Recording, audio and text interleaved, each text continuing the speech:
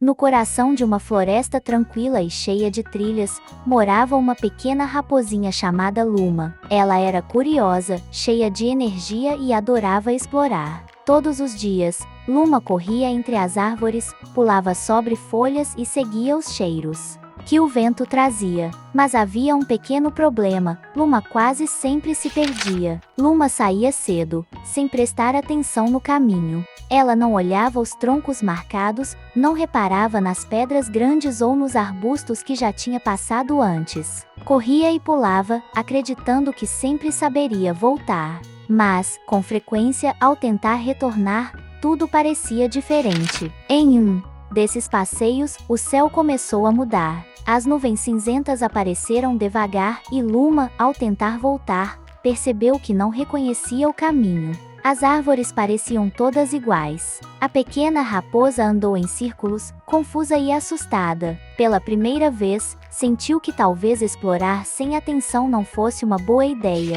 Foi então que, lá de cima, uma coruja idosa chamada Corujão observou Luma, com um voo sereno. Ele desceu até um galho baixo e a chamou. Corujão, sábio e paciente, conhecia cada canto da floresta. Sem dizer palavras, apenas apontou com a asa para uma trilha sutil no chão. Era um caminho de folhas amassadas, que levava de volta ao lar. Luma seguiu o caminho com calma, observando cada detalhe, os cheiros, as marcas nas pedras, o som dos galhos. Quando finalmente viu sua toca ao longe, sentiu um grande alívio. Havia aprendido algo importante: para se aventurar, era preciso também observar. No dia seguinte, Luma acordou animada. Ainda queria explorar, claro, mas dessa vez, andou devagar. Reparou no canto dos pássaros, marcou com o rabo alguns galhos e contou as curvas do caminho. A floresta parecia ainda mais bonita quando vista com atenção.